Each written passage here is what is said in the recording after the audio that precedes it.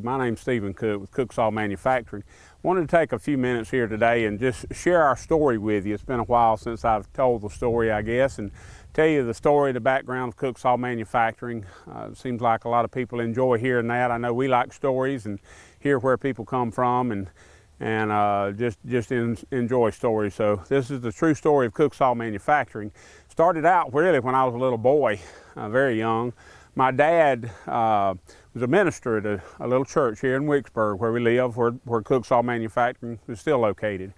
And there's three of us boys. We were growing and wanting more food to eat, kind of like little birds in a nest, I guess.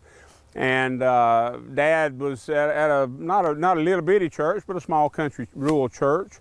And he grew up kind of the idea that he should work and not ask for more money. So he talked to the elders at the church there, Christian Home Church of Christ, and asked them if he could do some work on the side. And they allowed him to do that. And he decided to go into the saw repair business, mainly because his dad, my grandpa, Doc Cook, they called him, was a saw repairman. And what he did was he had a little van, and he had a machine loaded up in that van, and he would go around to cabinet shops around his part of the country, part of the near Panama City actually at that time, and would make a pretty large route. And he said he would teach Dad how he was doing that, and that's what he did. And started off, my dad got a Volkswagen bus, a VW. And I really wish we still had that thing. It'd be worth a lot of money, but very sentimental now as well. And so we really wish we had that. It would mean a lot. But he had a Volkswagen bus. He put a saw sharpening machine in there, old Foley bell saw, if any of you remember them. We put a diamond grit, industrial diamond grit rock, abrasive rock on that machine. And he would go around to cabinet shops and began sharpening carbide circle saws, little round circle saws. I remember some that cut, I'm not even sure what they cut, glass or something. It was about 2.5 inches, a little bitty thing with numerous teeth in it. And he was just getting started and learning, and he did that for a while. And amazingly, somebody from a sawmill called him one day and asked him, could he work on circle saws, and that's what I've got right here, is circle saws. My dad was just raised working. He was a working man. He did go to preacher training school, and that's what he always wanted to be, but he was a working man. His dad taught him to work. He taught us to work. And so I think he had a little bit of blacksmithing in his background, maybe from his grandpa and other people he knew. Certainly has some engineering genes in him. We're always trying to build stuff and like building stuff. And so when these sawmill people started asking him about working on saw blades, he found what little information he could get. There was very little information about it. And these saw blades have, if you might be familiar with them, but there's a good chance that you're not, these are what was called circle sawmill blades. This one is probably 42 inches. This one's about 52 inches. Most of your head saw rigs were less than 60 inches. Most of them were 52 inches. And they would go on the old frick mills, a lot of times we'd call them, or peckerwood sawmills, they call them. Some of those were even portable. You put an axle under them and carry them wherever you're going. But there's an art to how to take care of these saw blades. They actually have a little float in them. We'll get a closer up view of this, but you can see that blade is moving. And it had to be hammered if you didn't have a stretcher machine. Where they're new, they kind of use what's called a stretcher machine. But once it had been sold out into the field and way out into the country, like most of these sawmills were, it had to be hammered. And he would take a hammer and just would hammer on this thing. And will you hammer in circles and work your way in, because this thing has to have some float in it. And you can see that this one actually has no teeth in it, and it will bump in and out, pretty interestingly. Well, what happens when you put these teeth in here, that's a spring-loaded tooth, it will tighten up that rim and stiffen that blade some. And then when you run into the saw or into the wood, it puts more stretch on it. The centrifugal force as well is putting a stretch on that. So these things have to be pre-stretched. Kind of like if you cut metal with a torch, it gets elongated. The heat makes it stretch. Well, that same thing is going on in this blade while it's cutting, and so you have to pre-stretch it, and that's what the hammering was about. You pre-stretch it, and then when you hit the wood, it runs true and rigid. And then when it comes out of the wood, it doesn't shake and flop. When one's not running right, or if it got a hot spot somewhere where it burned on the wood or something somewhere around, that thing would go to flopping and it couldn't run it. So you had to get the hammer man to come and get it or bring it to him. Daddy worked many nights hammering on these saw blades, and we worked out there. It seemed like till 10 o'clock a lot of nights. It might have been 7 or 8, but a lot of times helping him hammer these saw blades. And so that's where we got a lot of our learning. It was very interesting. And has some metallurgical ideas. The hammer man, it was almost like a secret, or sometimes we say black magic, I guess because of blacksmiths, but it was almost mystical, and they didn't really want to share it too much.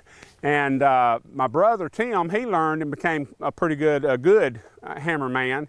And me being the baby, I don't know if any of y'all out there are the youngest in the family, but a lot of times you don't get taught those fine things. And so I ended up just being replacing the tips and doing a lot more of the grunt work, I think, as I was growing up. But we would take these, and you can see, I don't know if we can zoom in here or we'll look at it a little bit later, but sometimes the whole shoulder of these blades would get broken off. And this one's gone here. You can see how these are right. This one's gone. Well, Daddy would take an old blade, and he would cut this shoulder out and weld it on here, make that thing flat, grind it in, make it where that tooth would fit in there, and get it going again. We did some blades 6 foot tall. They were taller than I was at the time, and that were cut-off blades. And sometimes, even with these, but most often it was the cut-off blades that these big companies would use, where they're running logs down a trough, and they just cut them to length. Well, sometimes they would run them logs into them numerous times, undoubtedly, and they would end up cracking this blade down in the eye. This is the eye, the arbor hole, or the eye of the saw, it's called. They would crack it. And one story up here, Abbeville, Alabama, many years ago, 35 years ago, I would think, 40 maybe. The story was, we got one, and they came walking up, and they had the blade, and they had the middle part in their hand. And they had broken that blade completely out, and they claimed that the blade took off running down the road through the parking lot. And thankfully, nobody got hit or hurt. And so that was amazing. My daddy, blows my mind still till this day, put that back in there, welded it. We have what was called super missile weld. It was a stainless rod, a special rod, hope that wouldn't crack quite as easily as other things when you're welding a higher carbon steel. And he put that in there, welded that thing up. Then you have to hammer it out for sure when you weld on it, and make that metal all match and be the same, so it lays flat and runs like it should, and would carry that back. And so that's how he got into all this sawmill business. Amazing to me. That's not something we would do in our day and time. There's too many liabilities and everything else. But back then, even 35, 40 years ago, those blades were probably $3,000 and maybe even more, $1,000, and just expensive, super expensive back then. And so Daddy'd get out there and would make it work. Worked a lot of hours, worked hard, and taught us again how to work hard like that. But he would do that, and that was interesting. Well, that got him into the sawmills, and not sure if you're familiar with the gang rigs, but they're similar to our edgers, except there's a whole group of saws in there, gang saws. And these saw blades were often, at that time, 20 inches in diameter. They would cut 6-inch throat, and people would take pine, even oak, but pine, and you put them in there, and you cut 2x6s out of that a lot of times. And there were a lot of mills around this area, and Dad would get on and make this route once a week and go out and pick up blades, head saws, whatever they had that he could pick up, and bring them home, and we would change out the tips or replace them or sharpen them or whatever needed doing, hammer them, Dad and my brother did, and I changed out tips, carbide tips, teeth, we call them. And one of Tim's jokes is, we knew a dentist one time, and he said, I bet I've done more teeth than you have. And he kind of was taken aback by that. He said, well, they were just saw teeth. And so that's always been a joke that we do. But these are the saw blades that we grew up on. And we learned about steel, how it acts and how it reacts. And that's what then eventually, as we grew up and got out of school, Daddy had taught us again how to work and how to think about things. We began learning how to build things, began building a sharpener, eventually start building sawmills.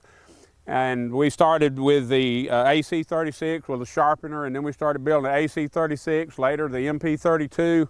Now we're building super wide mills, all different sizes. Of course, they're portable. Some of them can be stationary.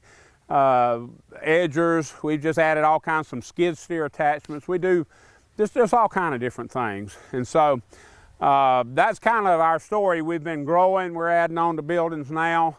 And just been blessed. It's been good. It's been an exciting endeavor. We're getting on. I'm 61 years old now, and I hopefully got more wisdom. But we enjoy working with people who like sawmill and who likes lumber. It's fun to work with lumber, and so we've always felt like sawmilling people are our kind of people. We're just rural people, country folks. Grew up loving the Lord and loving our country. And so that's what we're still doing. If you have any specialty things that come up that you think would be something you could build or need built, we entertain all those things. We can't build everything, but we like to listen to you, to hear what you're doing, what you want done, and if we can help you, that's what we've done. That's what what we want to do. That's what our dad did. That's what we think has built our business through the years. And we just really appreciate everybody who's worked with us. I meant to have a bandsaw in my hand as I came out here, and I forgot it today, but we make bandsaw blades. We can build them with whatever angle you want. We can do a lot of different things. We stand behind our products. We still have real people answering the phones. So if you have any needs, just wanted to share that with you, and just invite you to give us a call and tell us what you're doing or what you'd like, or if you need some blades or if you need some machinery. We'd just really like to help you out any way we could. So we appreciate you very much. Thank you.